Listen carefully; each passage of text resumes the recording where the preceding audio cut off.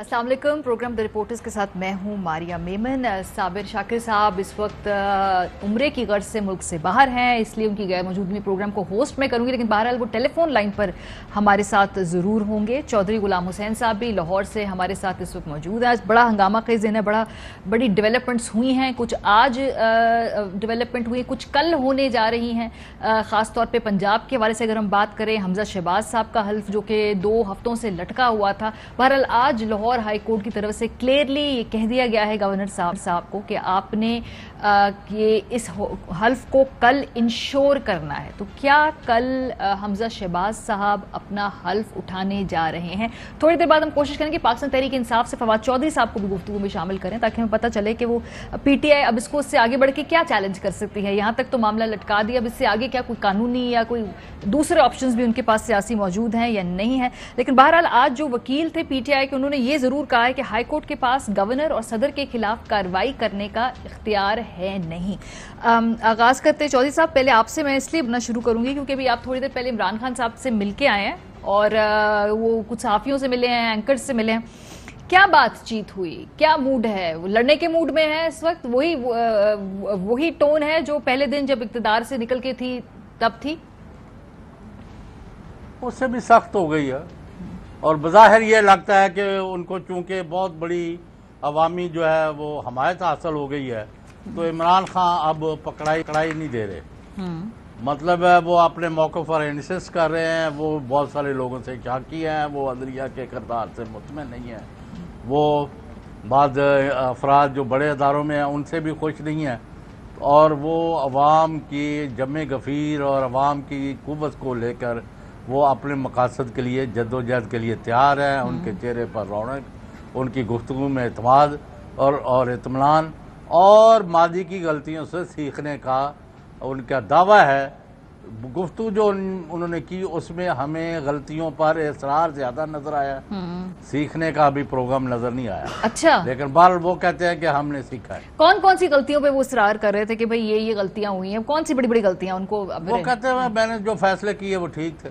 अच्छा, जो आपको पता ही है, मेरे एक पसंदीदा फैसला है उनका बहुत। जी, वो वजीर आला बुज़दार साहब को लगाने का, हाँ जी, वो वाला फैसला ना। तो जी तो आज तो वो मिले भी हैं बुज़दार साहब से।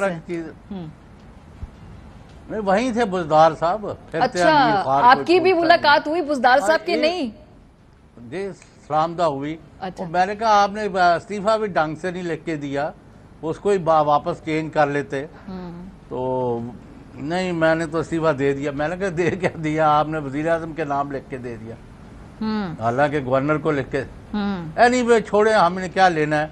तो वो खान साहब का इत्मीनान दीदनी था। अच्छा, उनकी गुफ्तगू, उनका जिनको वो टारगेट समझते हैं उन पर हमले जो है वो it was a thing of enjoying. अच्छा, सो चौधरी साहब, क्या ये बड़ा यानी खान साहब की आपको लगता है आने वाले दिनों में ज़बान में मजीद सख्ती आएगी? क्या वो आगे बढ़ के कुछ, जिसे कहते हैं ना, अपने क्राउड को उन्होंने चार्ज? और एक उन्होंने कहा, मारिया मैं खबर दे दूं कि अगर उन्होंने कहा बेहतर था कि मैं ये मांगे तांगे की सरकार उस वक्त ना बनाता, और अगर मेरे पास अपनी अक्सरियत ना होती तो हुकूमत बनाने के बजाय इलेक्शन रिकॉल कर देता। तो अब वो ही इज होपिंग हाई कि बड़ा मैं किसी तरह बड़ी एक कंफर्टेबल मेजॉरिटी लेने की कोशिश करूं, तो फिर ही काम बन सकता है, ताकि सिस्टम जो है उसकी खराबियां दूर की जा सके। उसके तो वो कहने लगे ये अफसरशाही जो है वो नवाज शरीफ के साथ मिल जाती है और शहबाज। तो मैं लगा जनाब खादिम ने तो पहले दिन कहा था कि आपकी ये जो पसंदीदा हस्ती है उस्मान बुज़दार ने, ये वो तमाम लोग लगाए हुए हैं। ये बात पौने 4 साल पहले की है कि जी वो जो शहबाज शरीफ के चहेते थे। तो मतलब है, अब क्या कहें, मतलब है क्योंकि ये अभी भी जब हम बात कर रहे हैं, मेरा यही मौक़िफ़ है in comparison to Zardari and Nawaz Sharif and Shahbaz Sharif other, Imran Khan is far better leader, और अभी भी उनके ऊपर ज़ाती तौर पर लूट मार का कोई चार्ज नहीं है। तो हम उनकी हमायत करते हैं इस हद तक। बाकी 4.25 साल की अगर किस्सा कहानी लिखी गई तो ये साबिर शाकिर साहब तैयारी कर रहे हैं किताब लिखने की। अच्छा, साबिर साहब किताब लिखने की तैयारी कर रहे हैं। साबिर साहब, ये बुजदार के बारे में अभी जिक्र खैर कर रहे हैं, देखिए ना बाकी सब तो चले गए, बुजदार साहब अभी कल तक तो अगर ओथ नहीं होता तो वो तो यहाँ पे हैं। बिल्कुल, वो वजीर आला है क्या? इस वक्त तक वो वजीर आला पंजाब है और मुझे नहीं लगता कि कल जो है हाई कोर्ट के फैसले के मुताबिक उस पर कोई जैसे हाई कोर्ट ने ऑर्डर किया है गवर्नर या प्रेसिडेंट ऑफ पाकिस्तान उसके अकॉर्डिंगली वो कुछ करना चाह रहे हैं, क्योंकि आज काफ़ी वहाँ पे कानूनी मुशावरत हुई है, आइनी मुशावरत हुई है और उसमें इनका स्टैंड बड़ा क्लियर है कि जो बिल्कुल उसी तरीके से जैसे कौमी असम्बली में वो कहते हैं कि जब तहरीक अदम-ए-इत्माद आई तो मेमो का बताया गया तो उसको ज़ेर बहस नहीं लाया गया सुप्रीम कोर्ट ऑफ पाकिस्तान में और उन्होंने यकतरफा तौर पे एक दूसरा फैसला दिया। और इसी तरीके से अब वज़ीर आला का इंतखाब जो विजिटर्स गैलरी में हुआ है इसमें तो कोई शुबा ही नहीं है। तो वो कहते हैं कि जो विजिटर्स गैलरी में इलेक्शन हुआ है, अंदर पुलिस गई है, पुलिस की मौजूदगी में ये सब कुछ अमल हुआ, तो इसको रिविजिट करना चाहिए। और ये पूरा केस गवर्नर ने एडवोकेट जनरल, स्पीकर सूबाई असम्बली, सेक्रेटरी सूबाई असम्बली, उन सारों की रिपोर्ट्स की रोशनी में एक मुफस्सल केस बना के प्रेसिडेंसी भेजा। अच्छा। और इसीलिए प्रेसिडेंट ऑफ पाकिस्तान जो है वो 2 दफ़ा प्राइम मिनिस्टर की एडवाइस को डिक्लाइन कर चुके हैं और वो उसको आगे नहीं बढ़ा रहे। तो ये एक आईनी और कानूनी जंग है और आखिरी 2 बैट्समैन बहुत अच्छे उन्होंने उतारे हुए हैं, उमर सरफराज चीमा और डॉक्टर सदर अलवी जो हैं। अब देखना है कि कल उस्मान बुज़दार साहब जो हैं वो विकेट। लेकिन साबिर साहब, जैसे विफाक में भी हुआ तहरीक अदम-ए-इत्माद के ऊपर जो भी वो कानूनी तौर पे पहले उसको थोड़ा मिसहैंडल किया पाकिस्तान तहरीक इंसाफ ने और वो तो खैर अदालत ने कह दिया जी कि वो रूलिंग गलत। पंजाब का जो पूरा ये मामला है ये ठीक कानूनी तौर पे हैंडल किया है क्या? बुज़दार साहब के इस्तीफे से लेकर उसके बाद यहाँ तक कि भाई अगर आपने अपना केस कानूनी तौर पे लड़ना भी है अदालत के अंदर जाके, ये भी तो मिस हैंडल किया ना तहरीक इंसाफ ने। देखिए, मिस हैंडल इसमें मिस हैंडलिंग हुई है असेंबली में। अच्छा। वो साबिर शाकिर जो कह रहे हैं तो वो कौन सा इजलास है कि मैं वहां एक डुगडुगी लेके खड़ा हो गया हूँ और वो उसके ऊपर गैलरी में आ जाओ मैं मारिया मेमन को वज़ीर आला बना रहा हूँ और ना सेक्रेटरी है ना डिप्टी सेक्रेटरी है ना कोई स्टाफ है, बाहर खड़ा होके जैसे असेंबली में अंदर कोई बंदा दाखिल नहीं हो सकता जो मेंबर नहीं है। सर लेकिन वो इस्तीफे की कानूनी हैसियत के ऊपर भी तो सवाल आता है ना साबिर साहब के, वो ठीक टेक्निकली और कानूनी तौर पे वो जिसने इस्तीफा दिया वो उसको एजिटेट नहीं कर रहा, लिहाजा वो मामला अब ठप ही समझे। अच्छा जी साबिर साहब, लेकिन उसको सही तो किया जा सकता है क्योंकि ये अपोजिशन की डिमांड थी जी। और ये बात दुरुस्त है, अगर मेरिट पे फैसला करें और इसमें भी देखें ना जो हाई कोर्ट है उसको सरसे नजर कर रही है। अगर आप मेरिट पे अगर सारी चीजें मेरिट पे देखनी है तो एक तरफ आप विजिटर्स गैलरी के इलेक्शन को दुरुस्त करार दे रहे हैं, दूसरी तरफ एक वज़ीर आला का इस्तीफा जो कि वज़ीर आज़म पाकिस्तान को भेजा गया उसको आप दुरुस्त करार दे रहे हैं। और लगता यह है कि बस एक फैसला हो चुका है, उस फैसले पे अमल दरामद होना है और उसमें अब आइन और कानून तो बहुत पीछे चले गए। आइन और कानून मैं कहता हूँ पिछले 4 हफ्तों में जितना पामाल हुआ है, आई थिंक पाकिस्तान की तारीख में किसी मिलिट्री डिक्टेटर के भी दौर में शायद इतना ना हुआ हो, जैसे मजाक बनाया हुआ है पार्लियामेंट आइन को। आइन के बिल्कुल वो एक तक़सीम इख्तियारात की डिवीजन, वो एक पूरे का पूरा बेसिक कॉन्सेप्ट है हमारे आइन का, उसको पामाल किया गया। तो इसलिए ये सारी चीज़ें एक हाइब्रिड सिस्टम के तहत चल रही हैं और ये hybrid system, hybrid journalism, hybrid democracy ये कब तक चलेगी, ये मुझे नहीं लगता कि इसमें कोई बहुत ज्यादा तवील दौरानिए का खेल ये खेल सकेंगे। खान साहब का आपको क्या लग रहा है, क्योंकि ऑब्वियसली वो कहते हैं जी कि इस खत को आला अदलिया के ऊपर कार्रवाई करे से उठाए, लेकिन बहरहाल अभी तक हमने वहां से इस पे कोई पेशरफ्त नहीं देखी, तो क्या तहरीक इंसाफ को फिर कोई खुद फरीक बन के अदालत में जाना चाहिए एक पटिशन लेकर, या क्योंकि आहिस्ता आहिस्ता जो या फिर वो जो धरना है या जो भी वो इस्लामाबाद लेकर आएंगे वो उससे दबाव क्रिएट करेंगे, क्योंकि प्रेशर तो ऑपोजिशन ने रखना है ना, पीटीआई ने रखना है। इसमें एक बात बता दूं कि अब जो पाकिस्तान तहरीक इंसाफ है वो ये कह रही है, और आइंदा दिनों में शायद वो ओपनली भी कह दें, कि जब तक ये पूरी रिजीम मौजूद है उस वक्त तक अब मेमो की इन्वेस्टिगेशन ये रिजीम नहीं कर पाए जी, क्योंकि उनके बकौल 2-3 अटेम्प्ट ऐसी हो चुकी हैं फोर्जरी की जो कि नाकाम हुई हैं, और इवन वो कहते हैं कि उनके पास सबूत हैं कि जो दूसरी नेशनल सिक्योरिटी कमेटी का इजलास हुआ उसमें भी उनके पास ऐसे सबूत हैं अनमिट कि उसको पहली जो कमेटी का इजलास था उसको अंडू करना चाह रहे थे, लेकिन अंदर से ही रेजिस्टेंस हुई कि ये नहीं हो सकता कि आप पहले फैसले को, पहली एनएससी को बिल्कुल ही बुलडोज कर दें, ये पॉसिबल नहीं है। वो जो मिनट्स हैं वो बिल्कुल दुरुस्त हैं और वो एक मुतफ़िका फैसला हुआ था, मुतफ़िका एलामिया है, लिहाजा एक और भी ऐसी इंफॉर्मेशन है। तो आई थिंक वो कहते हैं कि मौजूदा रजीम के खिलाफ ही तो ये सारा केस है, और मौजूदा रजीम के होते हुए कैसे पॉसिबल है कि एक शफाफ तरीके से इन्वेस्टिगेशन हो सके। चौधरी साहब ऐसी कोई बात की है खान साहब ने आप लोगों से आज? नहीं, उसमें ये तो कहा है कि साजिशी है और उनके अंदर जो अनासर है हमें सबका पता है, और उनको वो देखेंगे, आप अपने अंजाम को पहुंचेंगे। मैं कहा खान साहब आपके वालिदैन की या कोई किसी मजलूम की जिसकी आपने दादरसी की है उसके नतीजे में ये आपको दूसरी बड़ी सियासी जिंदगी मिली है जो बहुत कम हुआ है पाकिस्तान में। अब इसके नतीजे में आप कोई अपने मुल्क में इनकलाब लेके आने की कोशिश करें। बाकी जो 4 साल के हैं उनके वाक़यात को आपको रिविजिट करना पड़ेगा और देखना पड़ेगा कि वहाँ, और फिर उन्होंने कहा, ये टोनी ब्लेयर का उन्होंने मिसाल दी कि वो मेरे साथ यूनिवर्सिटी में थे और उन्होंने 15 साल बाद लेबर की गवर्नमेंट आई, तो उन्होंने कहा ठीक बात है, हमें भी बहुत सारी गलतियाँ की हमने और काफ़ी सीखना पड़ता है। Anyway that's beside the point.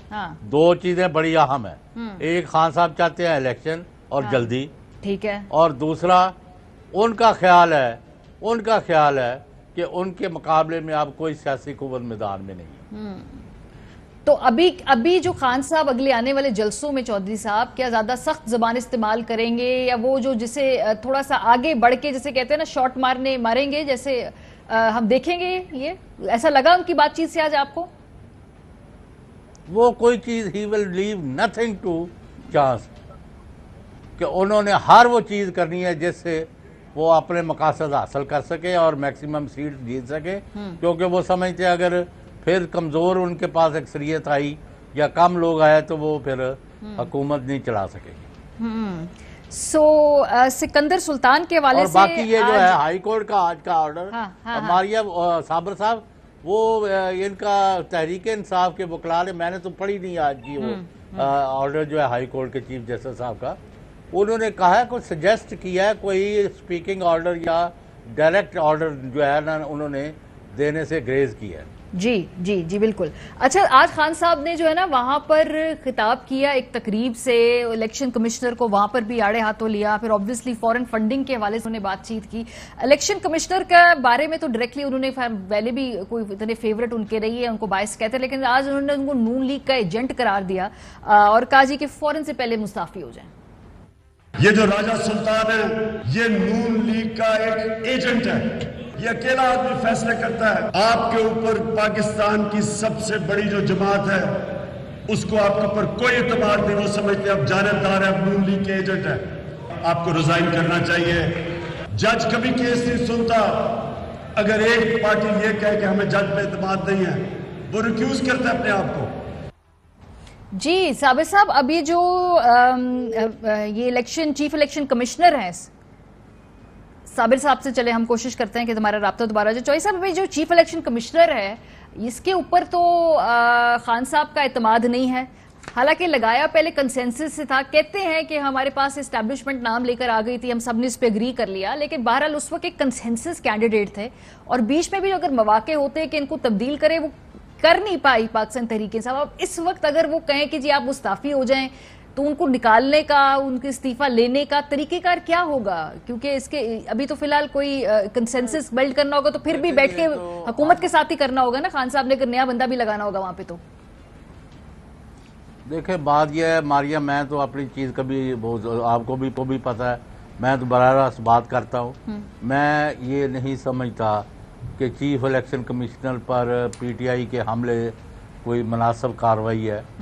एक, अगर इनको कोई शिकवा शिकायत है, वहाँ इनका डेलीगेशन जाए या इनके वकील जाए और उनसे आमने सामने बात करके पूछ लें भाई क्या इशू है। अब उनको एक पार्टी का एजेंट कहना, ही इज ऑनरेबल पर्सन, मेरा ख्याल है खान साहब को इस मामले पर रिविजिट करना चाहिए। ये पॉलिसी मेरे ख्याल में ठीक नहीं है। तो उन्हें मशवरा दे रहे होंगे उनके इर्द गिर्द जो कानूनी ज़हन है कि भाई ये तरीकेकार ना, जिस तरह आप किसी का नहीं सुनती वो उस तरह खान साहब भी माशाल्लाह काफी ज्यादा लोगों की बातें ध्यान से सुनते हैं। अच्छा, तो लोग मशवरे वगैरह दे रहे हैं उन्हें कि भाई ये ना करें? नहीं जी, मैंने बड़ी दफा मशवरे देखे हैं इनके। वो मतलब है, यानी आप एक घोड़े पर सवार होके बागडोर दौड़ना शुरू कर दें तो अब उस पर किसने क्या मशवरा देना है जी। और अगर आप किसी लोगों की सुनते होते तो फिर ये हाल होता कि 2-3 वोटों से पार्टी जो है वो हुकूमत से चली जाए। और साल पहले यूसुफ रजा गिलानी जो है वो आपके दिन दिहाड़े वोट खरीद लें और आपको शिकस्त दे दें कौमी असम्बली में। तो साबिर साहब, इस वक्त ये जो मसला है चीफ इलेक्शन कमिश्नर का, ऑब्वियसली अगला इलेक्शन होना है तो उसको इलेक्शन हो कि जिसको सब माने भी। अब इनकी शख्सियत को चाहे अब जो भी कहें, तहरीक इंसाफ ने बार बार अदम इत्मीनाद का इस पे इजहार कर दिया। अब तरीकेकार यहाँ से आगे क्या होगा? क्या वो मुस्ताफी हो जाएंगे क्योंकि खान साहब ने कह दिया मुस्ताफी हो जाए, तो वो मुस्ताफी हो जाएंगे? मेरा ख्याल है कि उनको मुस्ताफी हो जाना चाहिए। उसकी वजह यह है कि जिन इलेक्शन का जिक्र कर रहे हैं चौधरी साहब, सेनेट के इलेक्शन है, तो उस तरफ तो उन्होंने आंखें बंद कर रखी हैं और कोई ऑडियोज आ गई, वीडियोज आ गई, पैसे का लेन देन हो गया, लेकिन चीफ इलेक्शन कमिश्नर जो है वो टस से मस नहीं हुए और वो अभी तक मुकदमा वहीं का वहीं पड़ा है। सिंध हाउस में जो मेला लगा उसमें वो खामोश रहे, बाकी मामलात में तो उन्होंने तो एक आंख बंद की हुई है, इसमें तो कुछ शुबा नहीं है। अगर वो अपने आप को इम्पार्शल साबित करते और क्विक एक्शन लेते, वो एक खांसी कोई उनके खिलाफ खांसी भी उनके सामने ले दे, वो तो 100 मोटो नोटिस ले लेते हैं और सारों को बुला लेते हैं, वो गुजरा को बुलाते रहे। तो जरा इस तरफ भी आ जाए और इस तरफ भी कोई थोड़ी सी कोशिश कर लेनी चाहिए अपनी गैर जानिबदारियत साबित करने के लिए, लेकिन ऐसा हुआ नहीं बदकिस्मती से। इसलिए अब पाकिस्तान तहरीक इंसाफ जो है वो अपोजिशन में भी है, पहले तो गवर्नमेंट में थी, अब अपोजिशन में है और अगला इलेक्शन वो इसी अगले इलेक्शन में वो कामयाबी के उनका ख्याल है कि वो कामयाब होंगे। तो ऐसी सूरत में वो ऐसे चीफ इलेक्शन कमिश्नर को कैसे कबूल करें जिनके बारे में उन्होंने कहा कि डेडलॉक हो गया था और ये एस्टेब्लिशमेंट ने फिर ये डेडलॉक खत्म करवाया था। तो अब एस्टेब्लिशमेंट के बारे में भी खान साहब का एक नुक्ता नज़र है और बहुत सारी चीज़ें हैं जो कि रिपोर्ट्स नहीं हुई और इस दौरान हुई, आहिस्ता आहिस्ता सामने आ रही हैं। तो इसलिए वो अब इनडायरेक्टली जो मोहरे हैं उनको वो टारगेट कर रहे हैं और उनको वो फील्ड से हटाना चाह रहे हैं। फवाद चौधरी साहब ने भी इस दौरान हमें ज्वाइन किया है। बहुत शुक्रिया फवाद साहब। 2-3 बातें एक्चुअली। अब सबसे बड़ी डेवलपमेंट तो आज ये कि बिलावल भुट्टो जरदारी साहब जो हैं उन्होंने मिनिस्टर की ओथ ले ली है। सो बहरहाल अब आप इससे पहले चंद दिन पहले शहबाज शरीफ साहब ऑन रिकॉर्ड कह रहे थे कि जी हम 1.5 साल के लिए आए हैं, हमारी आईनी मुद्दत ये है। सो आपको क्या लगता है कि अगर ये शहबाज शरीफ का वजीर खारजा बनना है बिलावल भुट्टो जरदारी साहब ने, तो वो चंद माह के लिए बनेंगे या फिर वो 1.5 साल का ही सोच के आए ना कि अब आई हैं तो फिर मुद्दत मुकम्मल ही करके जाएंगे ना? इन स्टेप से तो ये लगता है कि सेटअप 1.5 साल मुकम्मल करने की नीयत से आ गया। जी, पहली बात तो ये है कि हाकम जरदारी साहब की रूह आज बड़ी खुश होगी जिस तरह से इन्होंने भुट्टोज की जो सिंध पाकिस्तान की सियासत में जो एक नाम था वो ख़त्म किया और जिस तरह से आज पीपल्स पार्टी PMLN का हिस्सा बन गई और बकौल बिलावल भुट्टो साहब के जो ज़िया-उल हक साहब के मंजिले बेटे की काबीना में वो शामिल हुए और वो काम जो जनरल ज़िया-उल हक 11 साल में नहीं कर सके वो आज जरदारी साहब ने और बिलावल साहब ने करके दिखा दिया और पीपल्स पार्टी को जम कर दिया PMLN में, जिस पर जाहिर है पीपल्स पार्टी का हर कारकुन तो बड़ा रंजीदा होगा, लेकिन जरदारी फैमिली का एक बहुत बड़ा ख्वाब जो हाकम जरदारी साहब ने देखा था वो पूरा हुआ।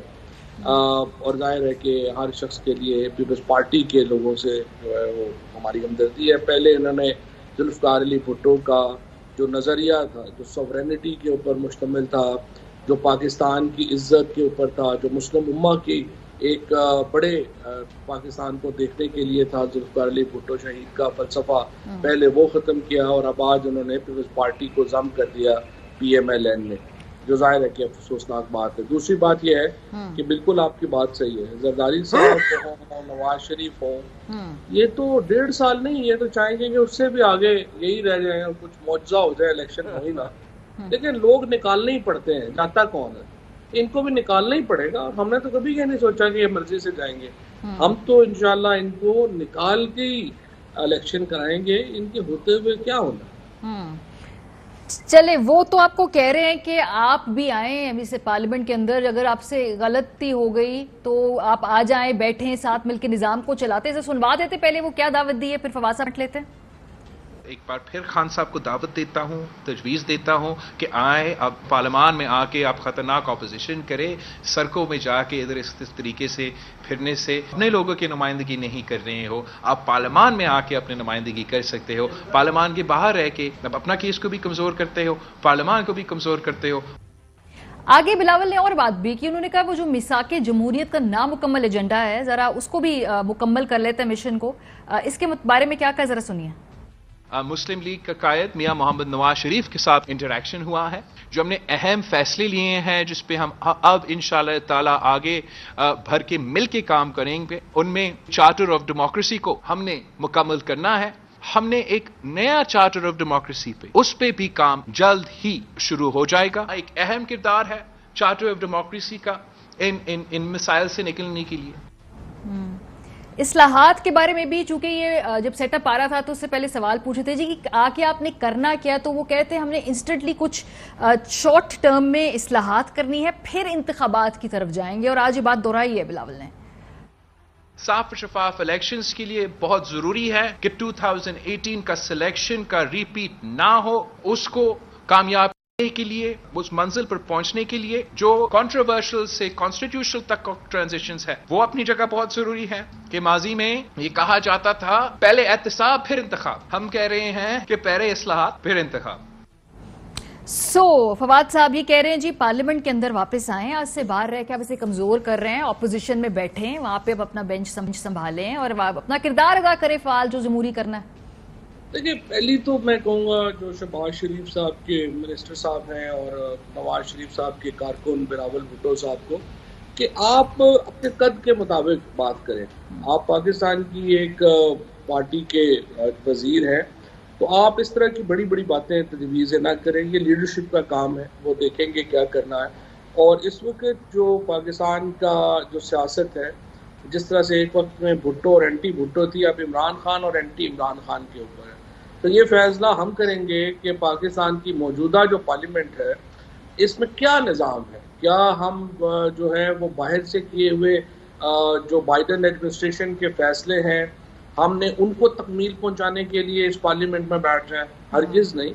ये पाकिस्तान की सॉवरेनिटी के ख़िलाफ़, पाकिस्तान की हकमियत आला के ख़िलाफ़, इक़्तिदार आला के ख़िलाफ़ एक साजिश थी, और हम उस साजिश का कतई तौर पर हिस्सा नहीं बनेंगे।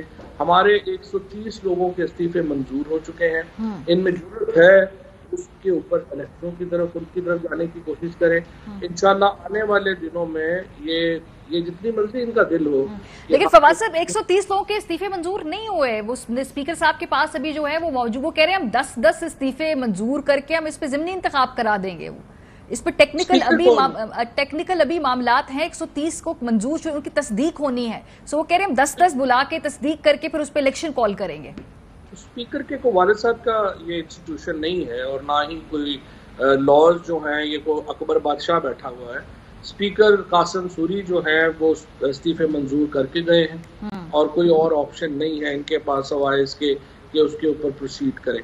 अब सवाल ये है कि आगे पाकिस्तान की जो सियासत है, वो पाकिस्तान की ये पार्लियामेंट रिडेंडेंट हो चुकी है, ये पाकिस्तान की पार्लियामेंट अपनी अहमियत खो चुकी है, मौजूदा जो निज़ाम है वो अपनी अहमियत खो चुका है। और वाहिद हल, देखिए इस वक्त जो पाकिस्तान के अंदर जो क्राइसिस है वो मौजूदा पार्लियामान से बढ़ गया है, और हमेशा जब क्राइसिस बढ़ जाता है तो आप अल्टीमेट आर्बिटर यानी जो अवाम है उनके पास जाते हैं। अब ये जो दोनों ये जो PMLN है, मैं इलेक्शन कमीशन को कहता हूँ इनको इंतखाबी निशान एक दे, इनको लोटे का इंतखाबी निशान दें जो इनकी शख्सियत से मिलता जुलता भी है, और उनको पता हो कि पूरी PDM का एक इंतखाबी निशान है, और उसके ऊपर जाके ये आए और हमारे साथ इलेक्शन लड़ें। बिकॉज इस वक्त तो इलेक्शन हमारे और इनके दरमियान है, तो ये इलेक्शन से भाग क्यों रहे हैं? आप मुझे बताएं कि डेमोक्रेसी है, उसमें आप जब इलेक्शन से भागते हैं तो उसका मतलब क्या है? इसका मतलब ये है कि आपके पास वोट नहीं है, और अगर आपके पास वोट नहीं है तो आपको क्या हक है? चलिए, मुझे एक ब्रेक लेनी। फवाद साहब वापस आके, चौधरी साहब आपने भी कुछ सवाल, मुझे पता है ब्रेक से वकील वापस आते हैं, फिर आप भी सवाल पूछिएगा। मेरे पास भी कुछ और जो है कल के जो हमजा शहबाज साहब के हल से मुतालिक भी पूछने हैं फवाद चौधरी साहब से। ब्रेक के बाद हमारे साथ रहिए। Welcome back. और ये प्रोग्राम का आखिरी हिस्सा है, इसमें हमारे साथ चौधरी गुलाम हुसैन साहब, साबिर शाकिर और फवाद चौधरी साहब भी हैं। फवाद साहब, ये आज के जो लाहौर हाई कोर्ट का ये सामने आई है डायरेक्शन, उसके बाद तो कल लगता है ऐसे कि जैसे हमजा शहबाज साहब फाइनली ओथ उठा लेंगे। कल ये होने जा रहा है, कल वो गवर्नर साहब जो है या ओथ खुद एडमिनिस्ट्रेटर करेंगे या कोई और करेगा on behalf of him? Lahore में आज 2 केसेस थे। एक केस FIA में था जहाँ पे शहबाज शरीफ वल्द मियाँ मोहम्मद शरीफ और हमजा शरीफ वल्द शहबाज शरीफ के ऊपर 40 अरब रुपए की मनी लॉन्ड्रिंग की फर्द जुर्म आयद होनी थी। उस केस में जो वकील पेश हुए उन्होंने कहा कि जी आज जो वज़ीर आज़म साहब हैं आजकल शहबाज शरीफ साहब, वो काबीना की मीटिंग ले रहे हैं और हमजा शहबाज साहब जो हैं वो आएंगे, लेकिन वो भी अभी मसरूफ़ हैं चीफ मिनिस्टर बनने में, तो आप मेहरबानी करें हमें लंबी तारीख दे दें और ये फर्द जुर्म और अबूरी जमानत जो है वो डिले कर दें। उसके ऊपर अदालत ने बड़ी जांफशानी के साथ फौरी तौर के ऊपर उनको तारीख दे दी। और दूसरा केस जो हाई कोर्ट में था उसमें कहा गया कि कल रात 12 बजे तक आप हमजा को लाजमन हलफ दिलवा दें। अब एक ही अदालत, एक ही शहर में ये 2 अदालतें थी और ये फैसले थे। उसके बाद आपने तबसरे लोगों के देख लिए हैं, सारे सुन लिए हैं। जाहिर है कि इसके ऊपर 2 वर्जन्स हैं। कल जो गवर्नर साहब हैं उन्होंने जो सदर को रिपोर्ट भेजी है वो कह रहे हैं कि मैं इलेक्शनों से मुतमईन नहीं हूँ, ये इलेक्शन में काउंटिंग नहीं हुई है, इलेक्शन आइन के मुताबिक नहीं हुआ है, और सदर साहब इस पर मुझे ओपिनियन दें। और कल इसमें एक ICA भी जो है वो फाइल हो गई है आप, और देखते हैं वहाँ पे क्या होता है। लेकिन ओवरऑल मैं समझता हूँ कि आप अंदाजा लगा सकते हैं कि पाकिस्तान में एक तो फिर क्या एक ठीक है। तो वैसे अगर स्पेसिफिकली मैं पूछूं, कल हमजा शहबाज जो है वो हल्फ उठाने में कामयाब हो जाएंगे, ये आपको लगता है? देखते हैं अभी ICA जो फाइल हुई है उसका क्या नतीजा निकलता है, क्योंकि जाहिर है कि जो इस वक्त की आईनी सूरत हाल है उसमें तो हमजा शहबाज जो है उनका हलफ उठाना नहीं बनता। अच्छा जी, चौधरी साहब आपको क्या लग रहा है, कल उठा लेंगे हमजा साहब जो है वो हल्फ के नहीं, ये उलझेगा भी है? फवाद चौधरी साहब बहुत माशाल्लाह ज़हीन कानूनदान है, ही नोज बेटर। आज का जो ऑर्डर है एडवाइज्ड और सजेस्टेड जी प्रपोज्ड है। जी जी जी जी वो कहते हैं कि यानी वो इसमें कोई डायरेक्शन इस तरह का ऑर्डर नहीं है। और नंबर 2, सदर को और गवर्नर को आज तक उस केस में नोटिस ही नहीं हुआ, उनको फ्री की नहीं बनाया, तो उनको आप डायरेक्शन दे रहे हैं, डायरेक्शन तो है ही नहीं। और नंबर 2, और ये अपील में चले गए। और नंबर 3, ये जो डिप्टी स्पीकर है वो खुद मुनहरफ है और 6 मई को इलेक्शन कमीशन में इनके ऊपर नोटिस सर्व हो गए और ये हाथ खड़े कर चुके हैं। इनका तो ओपन एंड शट केस है। असल में ये दोस्त असली से वो यानी यहाँ एक छाप खून मार के पंजाब पर हुकूमत कायम करना चाहते हैं, जिसका काफ़ी इम्कान है कि ये शायद अब आज नहीं तो कल ये ओवरटर्न हो जाए और इनके इरादे लेकिन चौधरी साहब इस वक्त जो पंजाब में ब्यूरोक्रेसी है वो हमजा साहब जो है उनके साथ काम कर रहे हैं, वो इस वक्त मतलब उनका रुख तो अब वो हो गया है। दूसरी बात है ये इतने बड़े 6-8 करोड़ लोगों का सूबा है, ये 20 दिन से बगैर वजीर आला का बगैर हम गैर कानूनी काम करना शुरू कर दे, लेकिन कोई हल आप वहाँ क्यों कर रही हैं? और अभी कैमरामैन कह दिए आप जाए, मैं आपसे बेहतर कर सकता हूँ। चौधरी साहब को क्या पता है? हमें पता है मुल्क में सियासत किधर जा रही है, हम ज्यादा तबसरे कर सकते हैं, तो you will accept it. Assembly में वहां एक खड़े हो जो तो सर इसका ये एक सियासी बहरान भी है, कानूनी बहरान भी है, इसका हल तो निकालना है ना, वरना इससे शटल कॉक अभी तक स्पीकर वो अभी तक चीफ मिनिस्टर मौजूद हैं और ये ज्यादती कर रहे हैं। जो अफसरों को फेडरल गवर्नमेंट गलत इकदाम दे करके उनकी ट्रांसफर पोस्टिंग करा रहे हैं। और पुलिस को किसने असेंबली में दाखिल किया, उनको किसने इख्तियार दिया? ये फवाद साहब मुझे बता दें कि आज तक किसी असेंबली में पुलिस दाखिल हुई है? कभी नहीं हुई जी। और बिल्कुल चौधरी साहब ने सही कहा। देखिए मारिया, इसका वाहिद हाल यही है कि आप नए मैंडेट की तरफ बढ़े। इस वक्त देखिए ये जो आप हमजा शहबाज का कह रही हैं, ये क्या आईनी प्रोसेस है? ये तो 26 लोग पीटीआई के उन्होंने जाके वोट किया है हमजा शहबाज को, उनको इलेक्शन कमीशन ने तलब कर लिया है। अब वो 100% अपनी सीटों से डिस्क्वालीफाई होंगे।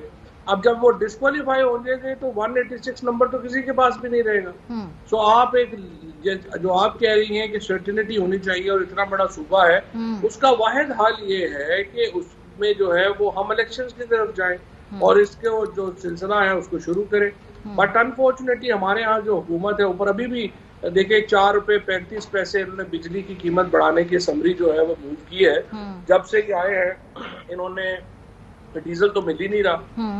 उसके बाद जो हमारे हालात हैं, ये घी की कीमत में 15 रुपया इजाफा हो गया है, चीनी की कीमत 15 रुपया। एक पाकिस्तान में क्योस बचा हुआ है, एक इस वक्त गवर्नेंस का क्योस है और ये उस वक्त तक हल नहीं होगा जब तक आप बैठ के एक ठंडा सांस लें। और ये देखें, आप इस तरह से हुकूमत नहीं चला सकते, आपको इलेक्शन करवाने पड़े। इलेक्शन करवाने का लाहौर हाई कोर्ट में और भी बड़ी दिलचस्प इस हफ्ते डेवलपमेंट्स हुई हैं। जैसे वो बेंच पे बेंच बनते भी रहे हैं, टूटते भी रहे हैं। ये मरीम साहिबा के जो पासपोर्ट के हवाले से जो उनके अब फाइनली ये हुआ कि चौथे बेंच ने आज समाअत करनी थी, लेकिन मरीम नवाज साहिबा ने वो दरखास्त वापस ले ली। जस्टिस बाकर अली नजफी और जस्टिस सरदार अहमद नईम ने आज ये समाअत करना थी। बड़ी दिलचस्प बात है कि चौथा बेंच बना है इस हफ्ते इस मामले को सुनने के लिए। फवाद साहब, उसकी वजह ये हुई, उन्होंने इसलिए वापस ले ली कि वो पता चला कि खर्चा अपना करना पड़ जाएगा, क्योंकि इतना बड़ा एक सोशल मीडिया के ऊपर प्रेशर आ गया। इन्होंने सबसे पहले PIA को लिखा बोइंग 777 हमारे लिए जो है रिजर्व कर दें। उन्होंने कहा जी ये $60,000 रोजाना का इसका खर्चा होगा। हुकूमत ने कहा कोई प्रॉब्लम ही नहीं, आप कौन होते हमसे पूछने वाले। 84 लोगों की इन्होंने लिस्ट बना दी। उसमें आप देखें, अंदाजा लगाएं, 4 जो हैं वो 2 दिन के लिए जाना है, 4 उसमें 7 कुक जा रहे हैं और 1 कुक जो है वो आलू गोश्त बनाने का माहिर है, बस और कुछ नहीं, आलू गोश्त बनाने का। चलिए फवाद साहब, वक्त हमारे पास बहुत मुख्तसर है, वक्त हमारे पास खत्म हो गया प्रोग्राम का। आप सबका बहुत शुक्रिया, कल मिलेंगे आपसे, कल मुलाकात होगी। अहम तरीन खबरें अब एक क्लिक की दूरी पर, आपके पसंदीदा टॉक शोज हों या अहम मुल्की या गैर मुल्की शख्सियात की न्यूज कॉन्फ्रेंसेस, हर लम्हा बाखबर रहने के लिए सब्सक्राइब करें हमारा YouTube चैनल। मौसम की सूरत हाल हो या खेल के मैदान से खबरें, अपने मोबाइल फोन से मुल्की और बैनुल-अक़वामी अहम खबरों तक रसाई के लिए डाउनलोड कीजिए मोबाइल ऐप। बावसूख ज़राए से मुसद्दिका खबरों, तज्ज़ियों और तबसरों से मुस्तफ़ीद होने के लिए विजिट कीजिए पाकिस्तान की सबसे बड़ी न्यूज वेबसाइट www.arynews.tv। इन सब के अलावा पाकिस्तान का सबसे बड़ा फेसबुक पेज हो, सबसे बड़ा न्यूज इंस्टाग्राम अकाउंट या फिर ट्विटर, ARY न्यूज पहुंचा रहा है खबरें सबसे पहले आप तक, ताकि आप रहें हर लम्हा बाखबर।